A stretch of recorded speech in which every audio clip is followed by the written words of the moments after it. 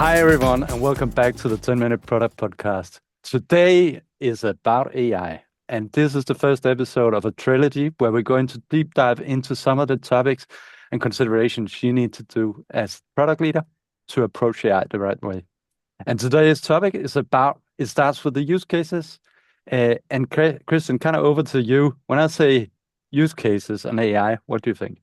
With the focus on the latest Gen AI and LLM engines, um, I think it's interesting to review for any leader of a company what the different use cases of AI are and what can you do with it and what can you do for your business, basically. So there's not just Gen AI or LLM, but there's different use cases I can think of, from image recognition to voice recognition to prediction of behaviors of users. So we've gone through different stages over the years. Everything nowadays is, you can buy it on the AI marketplace, so to speak, and it's incredible because it's all abstracted. But it's interesting because the companies have issues. Every company I talk to, at least, has issues about where should I start. And so I think we could review the different use cases that exist and that companies can look at in order to give ideas to teams of what they could attack, basically. Exactly. And generally, when you look across a landscape of use cases, and I think the point you were making, right, Christian, is there's actually your use cases don't change. What you have a method of delivering to them that is now with an AI aspect to it. So that's great. But Yeah. at the end of the day, AI or the use cases are not changing with AI. Um, Yeah. but so in effect, as you look across your landscape of use cases and you map them out, you understand them thoroughly, generally what you see is there's kind of one proportion of use cases that kind of topically is around automation. So task completion. User Yeah. wants to complete a flow of tasks and accomplished a goal. And they usually is around center around the kind of metric around time saved to complete a task. And then another proportion of the use cases are usually around either quality assurance around whether I'm making the right decision or providing information or data to a user to make the right decision. Yeah. That's another half of them. But generally speaking, this is the kind of type of use cases applying an AI uptick to it that you kind of see it group themselves into. So I've made a good experience with exactly what you said right now. Start small and iterate. And interestingly, is applying the same methods as before, but to AI solutions is validating at every step and trying it with the users, figuring out that they know and understand what they're doing, and then building from there, right? Because there's many cases where I've seen companies now do, we need AI. Mm. And I'm sure anybody listening to this will have a laugh because yes, everybody, all of us were in these meetings, is we need AI. We need to walk away from this meeting with at least 3 AI initiatives in the company. And the interesting bit is that if you do just pure AI initiatives as an experimentation, that's great. But if you start analyzing use cases, you will make much faster progress, basically, in terms of changing your company's attitude to it, because you will see the results coming in faster as well. So I think that part of the methodology of product still applies. But yes, to AI, to new things, basically. And working with AI models as well, it's harder to predict the success rate of Yep. your experimentation. Runs in shorter cycles of feedback loops and iteration loops. That's a challenge in terms of how you manage your stakeholders. How do you decide on what to do next, right? So this Mm, is a bit different way of doing this, and as well, that's highly dependent on which kind of technology type exactly. you apply. Jonas, you are the expert of buy, build, rent, put it together. How would you start? It's a good question, right? Because now you got your idea or you got your use case, you want to kind of start executing on that and start implementing some software solutions to it. And there's kind of a plethora of options you could go for, and just to give you kind of the span of options as we see them is that from one end there's kind of the option that you could go in and you can buy or acquire the IP required to build the solution. So the intellectual property in this regard Yeah. is either the knowledge in terms of people. You buy a company with a team of people, or you buy the software that the IP represents, and you kind of plug and integrate and plug that in. The other option is that you could build it yourself. That entails that you need to, if you don't have them today, you need to hire people. This requires specialist knowledge. So you need to hire people. That's got to lead in. You need to get them established and so forth. There's some consequences of that. Uh, Thirdly, you could go out and rent it, as in you could buy it as a service from a provider that fits your need. There's ups and downs with that regard. You kind of don't uh, kind of gain the knowledge of operating this particular type of technologies yourself internally by renting it out in town. Um, and however, on the time to market, it kind of gives you an upside because in many cases you can kind of plug and play, given the availability of AI services out there today and the kind of abstraction level that we're working with these days. Yeah. Uh, yeah, and then just to add the fourth and last one, which is to borrow uh, your solution and borrow. What does that mean? You can do partnerships as to do joint ventures with not direct competitors, but uh, a, a partner where you have a mutual interest and you have some synergies across, and you each add value to that partnership. That's a fourth option as well. A bit more rare, but you can kind of see that as well. The concrete cases are interesting because they get it slightly different every single time. If the more your vertical has special things such as, absolute confidentiality or speed requirements, or, it gets even murkier with the accuracy, for example. If you need mission critical things that need to be accurate, and people keep trying with LLMs and they keep falling a little bit flat, it will get better. But it's interesting how the choices are a little bit different. So the ways to select the AI implementation paths, I find are slightly different than before, basically. We're kind of operating in an AI hype as well, right? Yeah, So there that's is true. a lot of pressure to kind of show the value of this thing AI from stakeholders and owners and even customers, right? So usually what I've seen at least as well is that yes, we kind of listed four options, right? But usually you kind of see a combination of those Yeah, options in play. yeah, Often you see the rent option as a way of showing value. All the while you kind of you either go for acquisition or you go for a build option where you start building a team, you start building the knowledge, you start building the technology infrastructure yeah, to deal with this at scale. But to show a value, you quite often see rent, borrow, whatever kind of gives you the time to market you need yeah, yeah. for the value. But you kind of concurrently kind of start up an internal process around that leads you to a build approach over time as you gain the knowledge. Independently of whether you want to build or buy or rent or cobble it together with sticky tape, independently of all of this, I find it's worth discussing the question of how can you make it successful within your company. And I mentioned earlier at the intro that many companies are falling flat at the moment. And so, how could you move into these projects in a way that lets you be successful? And I found that A, you start small is one of the tricks of the trade, so to speak. Because if you decide that AI is going to do this for you, doesn't mean that it's going to do it for you. You need to test on smaller samples, smaller use cases. You need to test with the users, which we'll talk about next time. Mm, And I find that the other thing that is striking me is that it's quite close to how we used to run innovation teams or growth teams mm, that would go at a completely different speed than the rest of your company, and you'd need to integrate those teams and what they produce into the more the longer term streams. And how do you deal with this, basically? These are thoughts that I think are important when you plan these projects.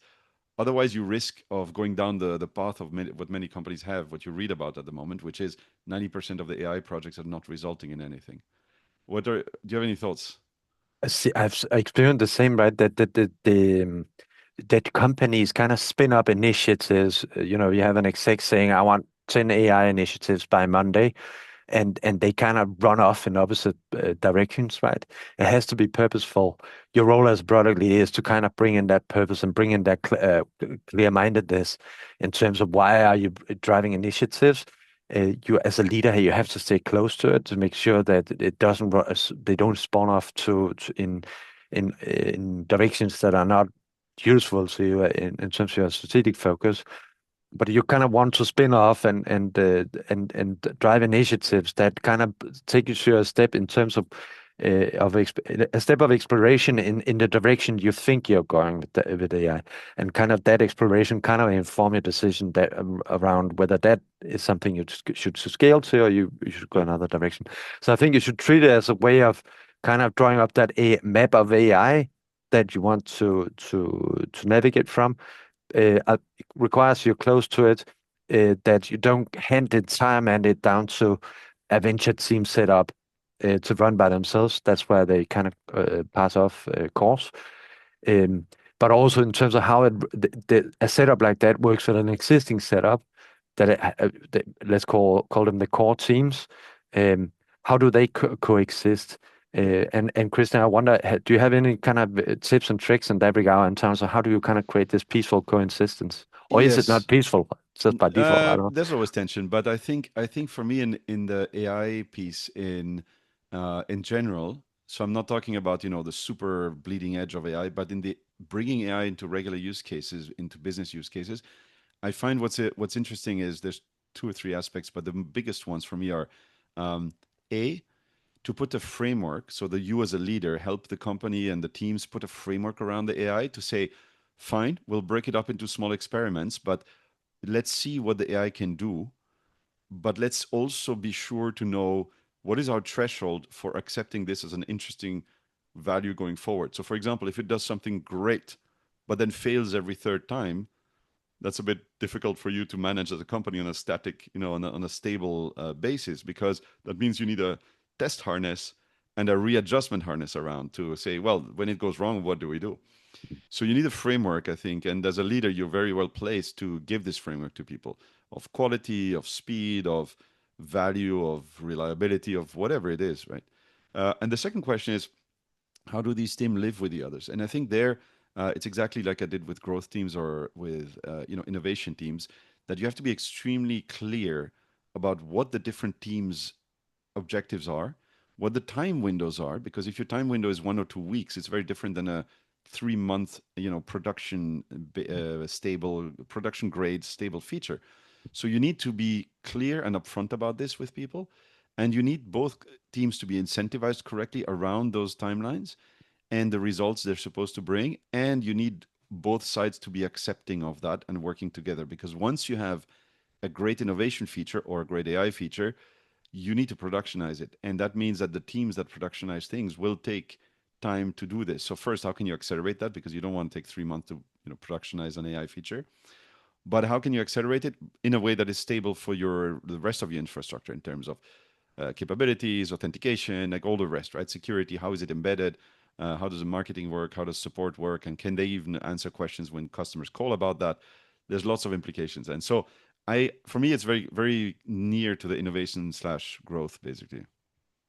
Completely agree, and I think back to these kind of four options you have, and as you're considering around how you want to implement your Yeah. your strategy around AI and your products, is that ask yourself, right, what is the priority? Is it time to market? Is it in that regard to show value fast? Uh, or is it to build something, or is the focus kind of more long term to say that there's a patience in the company you work for to kind of wait for AI value to arrive as long as it's built in a sustainable way. Yeah. Um, there's kind of start with that and kind of understand what are the expectations, what are the requirements, and then quite often, the option, whether it's buy, build, borrow, and so forth, Yeah. Yeah. is will give itself in that regard, and it's usually a combination of multiple approaches in that regard.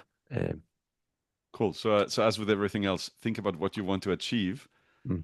as a goal, not as an exact spec, but as a goal, and then build the framework around to be able to achieve these goals within the teams with small steps one after the other. I guess that's probably a safe way to apply, basically, to get the best results. Exactly, and do it all with this kind of mindfulness and be back to that, right? Because if your option is to go and rent, like buy a service in the market, but you want to own it as a core competency over time and as in in-housing it, ensure to connect how can you utilize that you are Yeah. renting in market with growing the competency level within your line organization to kind of take it on over time at the right time. So look at it in the Yeah. synergy as a holistic synergy and kind of be mindful around how it works together Yeah. and where you eventually want to end up. Christian, over to you. Could you talk about how do you become successful with AI?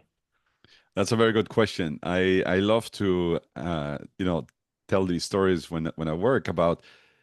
I think that everything's academic, job ladders, pay scales, office space you rent. Everything's academic until a user clicks a button, decides that whatever it is that you did build for them is useful, and they give you money, and then suddenly you have a product. And so I like the to close the loop all the way to prove that you actually delivered value to somebody. So my first approach is figure out how you want to measure which success which success metric you want to see from which model you've actually decided to use. I think that's the first step for me. It is a huge important step, right? Because the discipline around measurements, also as you to kind of put scope and understanding to the use case you select for building AI towards. Absolutely, the kind of how do you measure, current state but desired future state. That's where it starts, right? And from there, right, is where as you kind of you try to understand what's the best approach to implement your AI technologies. We discussed that in the second episode here in the trilogy, right? That you kind of got a set of options you can build. You can buy the service, you can borrow, and so forth. And but as part of that exercise as well, you kind of move it from this kind of use case, how do you measure the use case in the real world, to technically how do you evaluate whatever approach you take, build, buy, borrow, acquire, how do you technically measure the inner mechanics of your software solution, in this case Mhm. built with AI technologies. uh, and then you kind of got two ways of measuring the inner mechanics in the AI engine room, let's call it that.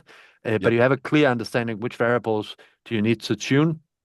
And then the art form is then to how do you bridge between these kind of, let's call them scorecards, the use case yeah, scorecard, so the AI scorecard, or the engine room scorecard, how do you bridge them?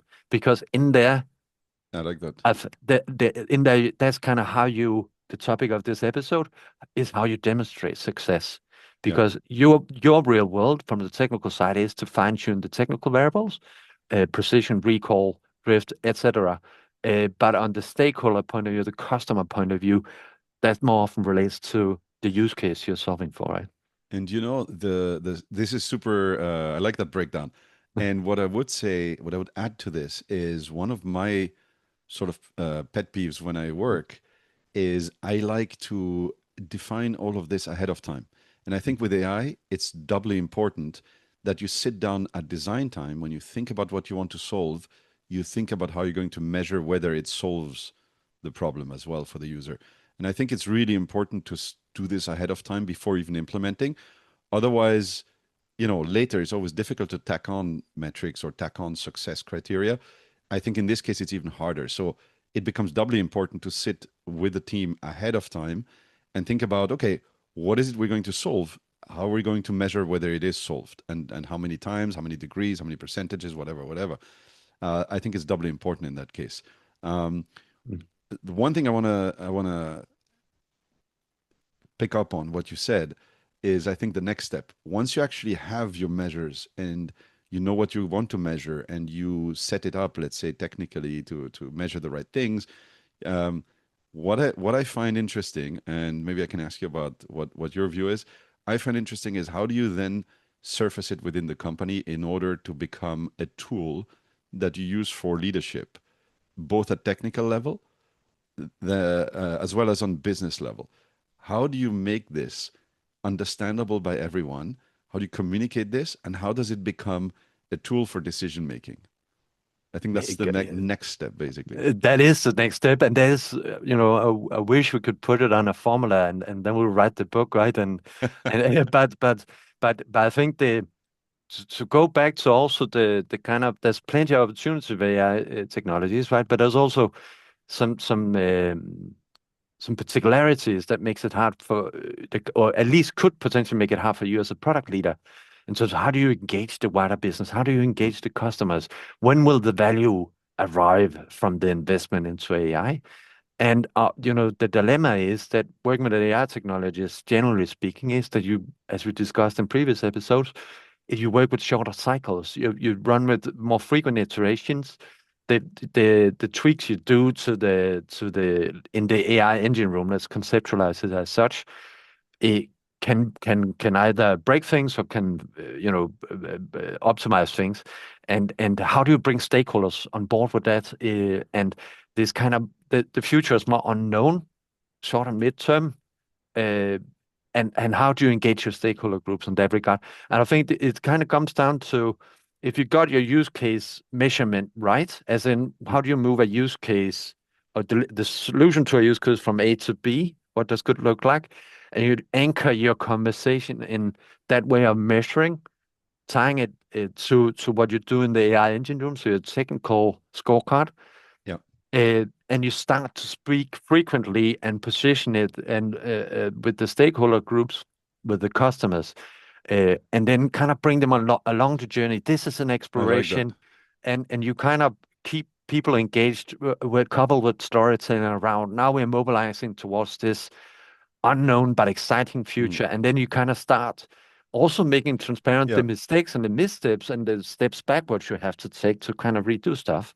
In my experience, that kind of works well. In that regard, AI hasn't kind of changed the game in terms of stakeholder management. You know, I love that. And what I think the one thing that also worked well in addition to this is to be iterative for me and to be, to take a slice out of the lean playbook to Mm, say, how can we be lean and agile and iterative about this? Because it's about convincing also inside of the company, as in, if you go for the big game and you say we're going to build a year of AI, etc., it just doesn't work with people. They don't trust it, or even if they trust it, they have a gut feel that they don't maybe not trust it. So I find that if you go split up the work into smaller milestones, and even for yourself, right, you set yourself goals on these milestones, mm, and if you achieve them, then you go for the next one. And if you don't, you just do something else, right? You take a very agile approach. mm, And I find that this is much healthier in companies and solidifies the progress in people's minds as well. So breaking things up into milestones, incremental milestones, helps a lot, I find. All right, that was a quick overview of how to make sure that you set up things correctly to measure success and to progress with your AI initiatives. I think those were super interesting examples and good practical tips. Thank you very much for this overview. And as ever, subscribe, like, and send us your ideas for the next episodes. And we hope this was useful.